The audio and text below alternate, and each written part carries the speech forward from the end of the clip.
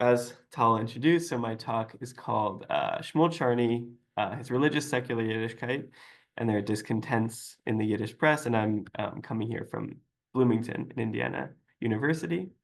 So main points for my talk today and for my paper is I'm analyzing this figure, Shmuel Charney, as a sort of model for looking at interwar religious-secular Yiddishkayt, which is kind of a mouthful, but it hints at what I'm talking about. And this Yiddishkayt, or Jewishness, is, I think, best described as any way of being Jewish that can include art or literature, whatever form of socialism that people subscribe to, or the wholesale rejection of all of those things being relevant, and any wide range of religious practices, basically any way of just being Jewish or doing Jewish.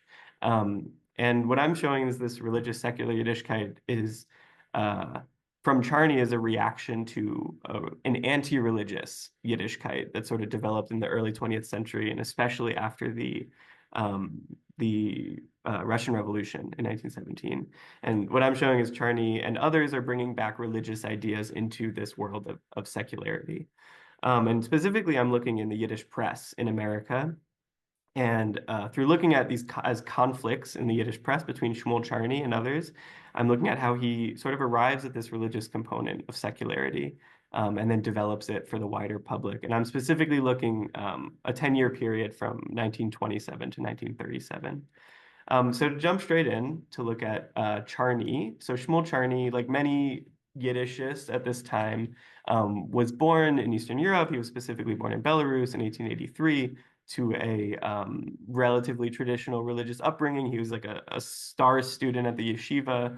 And one story I read is that he was a day away, I think, from getting smichad or getting ordained as a rabbi when he left to run away for a Zionist youth movement, which he then moved away from that because it wasn't revolutionary enough, and he picked up revolutionary socialist politics in the Russian Empire, and then after the failure of the 1905 revolution, moved in pretty fully into the literary world, where he became incredibly well known, and across all of Yiddish land, all of Yiddish speaking world, for his literary criticism and for much of his writings about literature.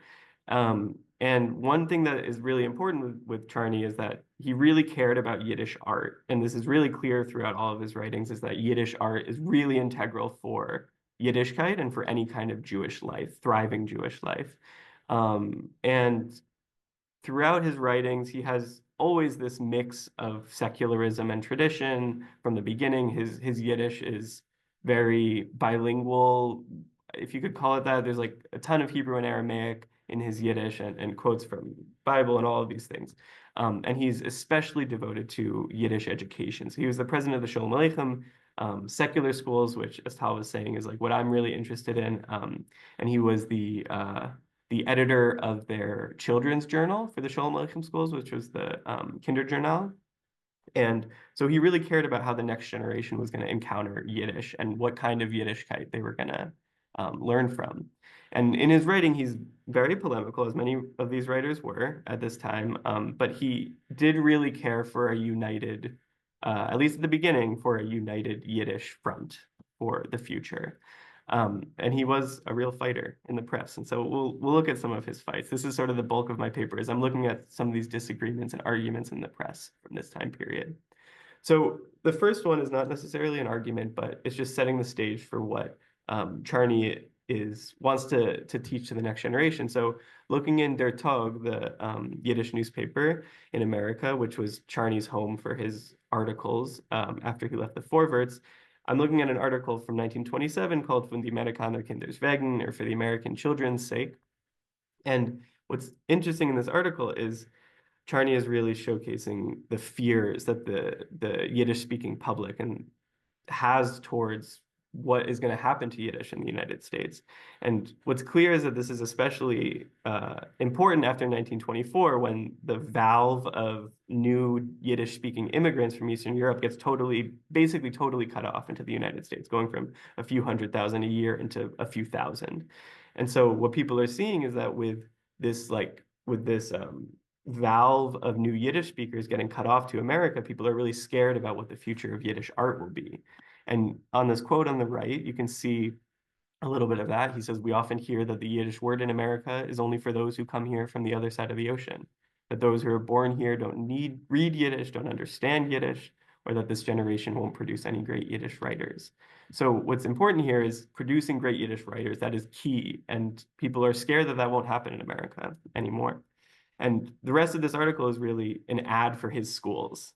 So he goes in really in depth into the beauty of his classroom, where you have students studying literature and politics and art in Yiddish and creating it too. He specifies they're creating new art.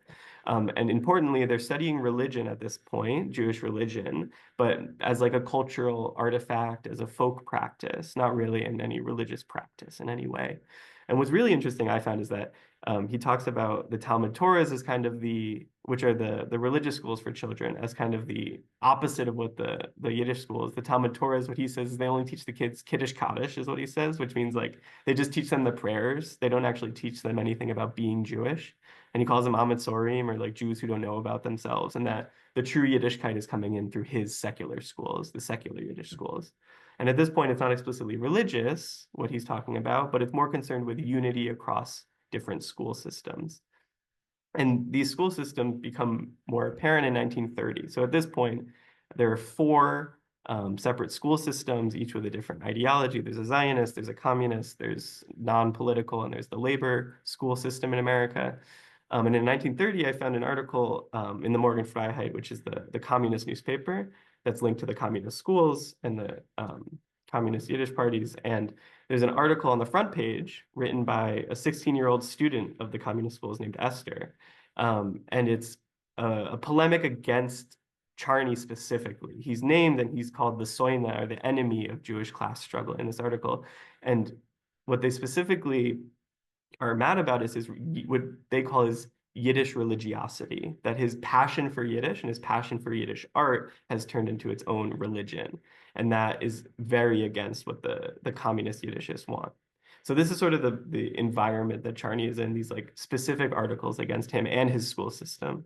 And in the same time, around a month later, Charney talks about this in this article called Mit 20 Jor Zurück, where he looks back at 20 years of the Yiddish school system. And at this point, there was actually a panel of all four of the school systems that was supposed to bring them together. And like you would expect, it actually ended up in everyone arguing with each other in front of this whole crowd in New York. And so in this article for Der Tag, Charney talks about wanting unity in Yiddish schools against two fronts, against assimilation into the American Jew in the public schools and against fracturing along political lines. And he specifically calls out Zionist and communist education systems as doing good work for the children, but also like in their education materials, but caring more about looking towards the future than caring about the past and the unique Yiddish culture that developed out of Eastern Europe. And he says that they're dismissing the worth of Yiddish itself. And looking specifically at his language he uses, there's a lot of Hebrew and Aramaic terms that he uses when he's specifically talking about unity. So he talks about a goydel, a common fate for these schools, shutfus achronis and shutfus traditia, a common memory and a common tradition that these schools have and that they should use to work together. And in this time, 3 years later from his last article, the tone is much, much more urgent, that there are no more Jews coming from Eastern Europe, or very few, and they need to figure out how to unite. And this is, I think, an interesting time because, yeah, this shows this anti-Yiddishist and specifically anti-Charney milieu that he's in. And another example of this is that a few years later, but at this time too, the communist schools are actually the most popular schools in the United States, which is interesting because they're not really talked about that much. But in 1935, there were 20,000 Yiddish students enrolled in these secular Yiddish schools, and the plurality of them were at the communist schools. The Sholem Aleichem schools were actually the least enrolled schools by like twofold. There were only 2,000 students there.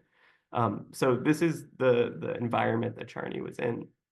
And so jumping ahead a few years, 1933, there's like a three-part argument happening, which I can take you through each part. So it starts with Leibush Lehrer, a famous Yiddish scholar and writer, and he's in the Yivo Blätter writing a sort of scientific analysis of how Yiddish students understand their Yiddishkayt, their Jewishness. And what he finds, and he doesn't give a reason why or any explanation, he just says that Jewish students, no matter what kind of education they're getting, they have some relationship to their Jewishness, some relationship, whatever that means.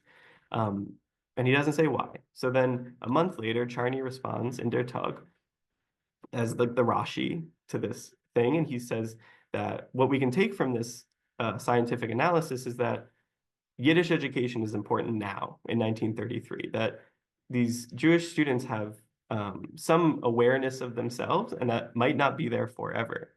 And these students are not a tabula rasa. They're not coming in as a blank slate. There's a chance, a real chance at this point in 1933 to educate these Jewish students on their Yiddishkayt, on specifically Charney's Yiddishkayt, which pays attention to the Yiddish past. And looking again at his language, he says, I don't really know why Jewish students have this connection, no matter if they're educated in public schools, Talmud Torah, or the secular Yiddish schools, but it might come from their Yerusha, their lineage, or their Sviva, their community that makes them have this Jewishness. But he doesn't actually care about that. He just wants to advocate for teaching these students. And throughout, he's actually using quotes from Pirkei Avot and some Hebrew phrases and Jewish concepts, a more religiously tinged speech in this article I found. And a few years, a month after that, in the Freie Arbeiterstimme, which is an anarchist and literary focused newspaper, Aleph Almi sort of writes a polemic article against the two of them, against Leibush Lehr and Shmuel Charney, and says that they're sort of advocating for a blood-based definition of being Jewish, that by saying that they're reviving this concept of dos pintele yid, which is this little Jewish essence. That's an old Orthodox concept that no matter how you grow up, if you are halachically Jewish, then you're going to be Jewish. And what Almi is saying is that these two are actually bringing that back into the modern world, and he's very, very against that idea that there is a blood-based definition of being Jewish. And he says this is very, very harmful for Jewish children. And interestingly, what he talks about is that Yiddish will always be in the Jewish home, that this fear that Charney has that Yiddish goes away doesn't really make any sense because everyone speaks Yiddish. Everyone knows Yiddish. There's some kind of Yiddish in the home. So jumping ahead a little bit more, 4 years to 1937, we come to sort of the end of this point where Charney is very clearly very exasperated with this whole arguments back and forth, and he's no longer talking about unity. What he's really talking about is the celebration of holidays in the school, and specifically Rosh Hashanah, because before people would do some kind of celebration for the liberatory holidays of Passover and Purim and Hanukkah, but never for Rosh Hashanah. And so he's specifically arguing that maybe we should bring Rosh Hashanah into the schools. And he calls it a rest and escape from the world. He wants students to reaffirm their Jewishness through doing, not just through studying. And at this point in 1937, 10 years after we started, school unification is a moot point. And Charney is really arguing for his own secular religious ideas.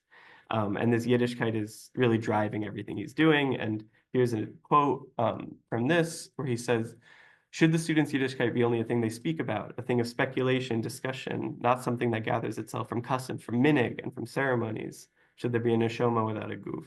He says, should there be a soul without a body? Do students just study or do they do it? Do these religious practices? So to illustrate this secular religious Yiddishkayt and to talk about the journals a little bit, which is my focus, I have a little example of a journal. This isn't from Charney's journal. This is from the Arbeiterings journal, but it gets at a similar idea, which I found in the archives. So here we have a comic from the Yiddish Children's Journal where two young boys are listening to their grandpa, and he says, and right after Moshe Rabbeinu punished the Pharaoh with the 10 plagues, he liberated the Jews. And it's these two boys, Boxer and Pempik, and one says, and Moshe gave them the 10 plagues with his staff? What a staff. And as they're walking away, he says, I wish someone could give Hitler the 10 plagues. Yeah, someone really needs to get Moshe's staff. And this is in 1937. And Hitler and the plight of Jews in Eastern Europe is very, very much on the minds of these Yiddish writers. And he says, come on, Pempik, how could we get Moshe's staff? Shah, it's here. We just have to go walk to Moshe. So they go on a little journey and they put on their desert caps and they're walking in the desert to find Moshe. And yeah, the text is going from right to left. And they say, but where could Moshe Rabbeinu be? We'll walk as long as it takes until we find him. And off in the distance, they see a fire. And they say, do you see that tree? It's been burning for so long. Yeah, Moshe will be anywhere a tree burns and does not go out. And finally, they find Moshe. And he says, this big figure. And this is when I saw this, I was like, this is wild. I've never seen any kind of religious imagery like this in these texts before. And he says, what would you like, children? Moshe Rabbeinu, we've come to ask you for your staff. And Moshe says to them, what do you need my staff for, children? He says, we want to give Hitler the Pharaoh's 10 plagues. And so Moshe gives them his staff, and he says, take the staff, children. And on the staff is written in Yiddish, Nazi boycott. And so the boys take this Nazi boycott staff to the people, and there's a little banner that says, strike Hitler right on the head, boycott Nazi goods. So this is sort of this kind of wonderful mix of the religious and the secular and modern political movements and religious ideas. And this is pretty common. And what Charney is doing is sort of bringing, or this is not very common and pretty rare, but it was still affiliated with the liberatory holidays. And what Charney is doing is sort of bringing Rosh Hashanah into the mix of this secular religiosity. And so, yeah, across this argument, what we've seen is that he's moving from a hopeful unity in a common Jewish language towards a sort of full-on advocacy of religious secularity in his Yiddishkayt. And what's important is other people were arguing for this, but what I'm interested in is that Charney really shows an early example of this religious secularity, and it's interesting him being in the press looking for the mass audience that he's working with. And yeah, this religious secularity is a good way of reconciling the traditional Jewish life with this modern political world and secularity that they came from. Okay, well, thank you so much. That's my talk. And yeah, I'll pass it on to the next person.